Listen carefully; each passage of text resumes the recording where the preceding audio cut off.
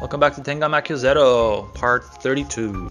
Now, in this video, primarily, won't be a lot of dialogue, which, it's a good break for me because there has been quite a bit of dialogue in the previous places. There's going to be quite a bit of random battles in this video, but primarily, I will scale the majority of the tower to meet the boss, so which is pretty nice.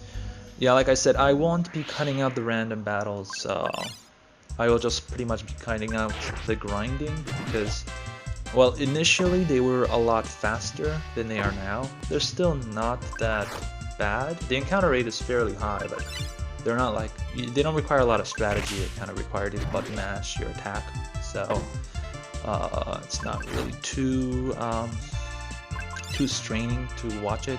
And I kind of feel like when you watch a let's play or a playthrough of an RPG and they cut out pretty much the majority of the grinding or the random encounters, it kind of defeats the purpose of an RPG, because an RPG is pretty much the story, the stats or the modification, the ability that you have to modify your characters, and the battles. That's pretty much what an RPG is. And if you cut out like a third of the game, that leaves quite a bit to be desired, right? So, but that's just my take on it. And if you always want to, sometimes when I watch a let's play or a playthrough or whatever, and I'm getting kind of tired of the grind, watching all these random encounters, I just skip them. You could always just fast forward through the video. It ain't no thing, right? So yeah, we're at level 32 and Tenjin's at level 33,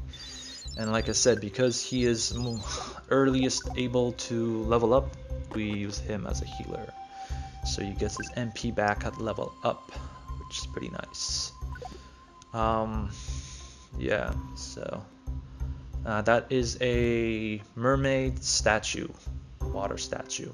It says, would you like to move it or like turn it around or whatever? Sure.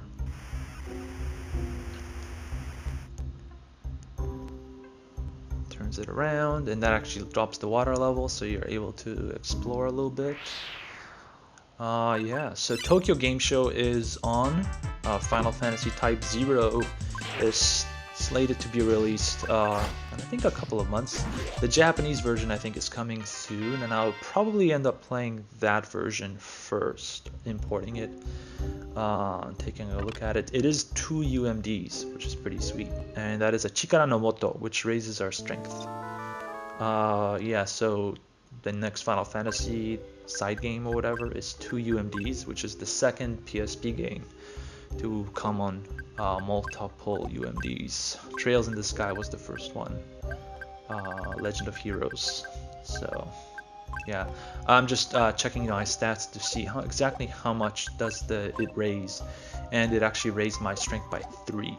So yeah, I also checked, I got another one which raised our defense stat, and I also checked that one out. I'm not sure if it was on screen or off screen, but that raised it by 3 as well. So yeah, those are some weird enemies. There's like a fish samurai.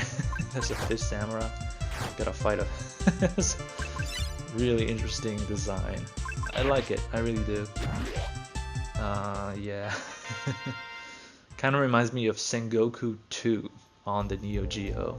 It's a beat 'em up, side-scrolling beat 'em up. You fight like these fish monsters, which is kind of funny. And that is a cool beat 'em up. Neo Geo rocks. So yeah, Tokyo Game Show's on. Yeah, I saw some Final Fantasy Type 0, which I'm looking forward to. Persona 2 on the PSP, the remake, that's getting localized and released, I think this month, in a few days.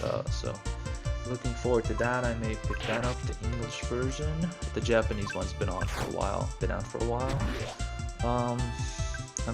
I don't know which one I should probably play the Japanese version, because Persona 1, I played Persona 1, the English version, and the storyline was sort of generic. The gameplay was awesome, and I really liked everything about Persona 1, the PSP version, but And yeah, see, these guys drop Chikara no Morto, so which is really nice. You can actually grind here and get stat boosts here.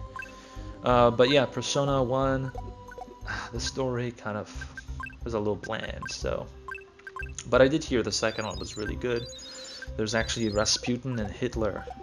You actually get to fight Hitler in hell, which sounds pretty crazy. So, yeah. Leave that as it may. Yeah, see these guys, I keep mashing, when the battle starts, I keep mashing the attack button without even looking, so I have to, because of these explosion guys, I have to kind of be more careful, and it's best to just run away. I haven't really figured that one out yet. See, that is a level down. She actually levels you down with that ability. I think you lose one level, not too sure exactly how many, but it didn't seem to affect my attack power too much, so. Yeah, so. Tokyo Game Show. So what did I see? On the PS Vita, the PSP2, a bunch of stuff. Sorry about that, just a helicopter. There's always a helicopter flying around my house.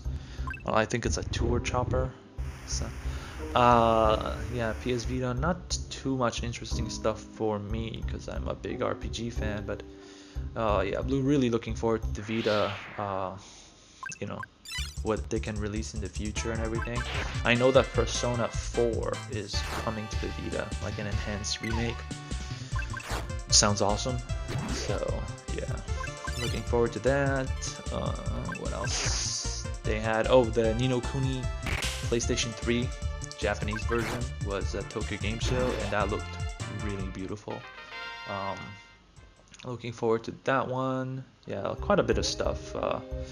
Actually, I was really excited about E3, and I was actually really disappointed about this year's E3. I think it was the last year's, the one where they showcased the new Xbox. I think that was a really good E3. But this year's kind of, I don't know. I expected everything that they showed. I already expected, but yeah. See, I'm using my level 2 Thunder skill here to one-shot him because they do quite a bit of damage. These guys. See, yeah, they attack everybody for like 30-40 damage, which it justifies using Tenjin leveled. Justifies using a skill to take him down. So yeah, Tokyo Game Show actually really surprised me. I was really positively impressed with a lot of the stuff they showcased. Yeah, I mean, I did not go to Tokyo Game Show. I just watched a bunch of YouTube videos. Do a quick plug, Red Sun Gamer on YouTube. He lives in Tokyo and he has an awesome show. He's a translator and he went to Tokyo Game Show, so I've been watching his videos. That guy's awesome.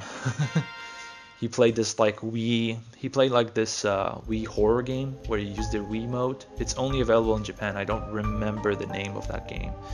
It's like, you know, Nightmare or something, I don't know. And you use the Wii as like a flashlight and stuff. It's kind of cool. So yeah, yeah. So he played that game for a couple hours, and I thought that was hilarious. Running away from all these zombies and ghosts and stuff. And yeah, his Japanese is really good. He can translate on the fly, no problem. So yeah, so he went to E3 and I watched a lot of his videos and was really impressed with some of the stuff that they were showcasing. The Vita is huge. The PS Vita makes the PSP look like Game Boy Advance Micro. Thing is massive. It's pushing the portability. Now this is Midori Ishi, which is greenstone. Now I initially had no idea what they did, but after looking at them again, having a second look, they actually are just exit spells in item form. They are one, I don't remember which one, but one of the stones allows you to exit the dungeon, and the second stone allows you to fast travel between towns, kind of like your spells. So that's really nice. Let's open this box. Get some treasure. We got moonshine. Moonshine. That makes, in English that sounds like booze, but yeah, it's like Gatsu no Ki. Yeah. Ko, and it heals your skill points by 100, kind of like Starshine. Yeah, there's Starshine and Moonshine. Moonshine. Let's see, what am I looking at? Yeah, there it is. And what else am I looking at here? Yeah, the stones. There you go, the stones. Where are they?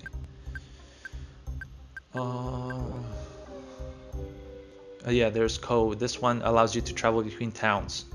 Hiko Ishi. This one allows you to kind of fly between the towns, kind of like my spell. And the other one, Midori Ishi, which it just allows you to exit the dungeon. That's why I'm able to use it here. So yeah, it's pretty nice to have them, you know, when you run really low in MP, you can always use those items and stuff. Now you see, I'm just before the halfway point of the game.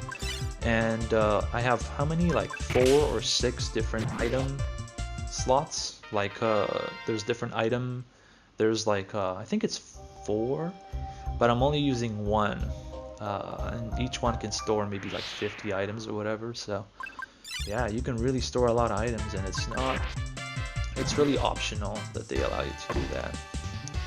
If you played Final Fantasy IV, oh my god, there was a lot of item management in 4. Even though they gave you the Fat Chocobo, holy shit, you really had to pick and choose, and the arrows were such a pain. You had to throw away some stuff. Not fun.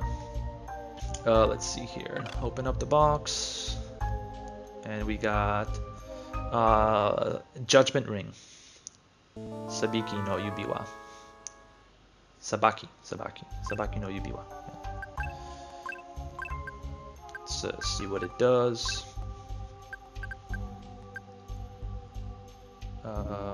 That's Seduction Ring. Sabaki just raises your attack by 1.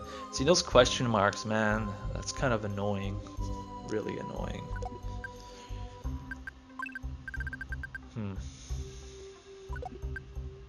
Just seeing if I can equip. If it's worth equipping that Judgment Ring. But it doesn't look like it. Let's see here. Yeah, so yeah, Tokyo Game Show, pretty cool, pretty exciting about the Vita and everything. Yeah, Type Zero's coming out, a bunch of games are coming out that are kind of piquing my interest. But you know, I'm kind of a retro gamer as well, and I have so many games to play still on my agenda. So I probably won't be picking up a lot of those new games for quite a while.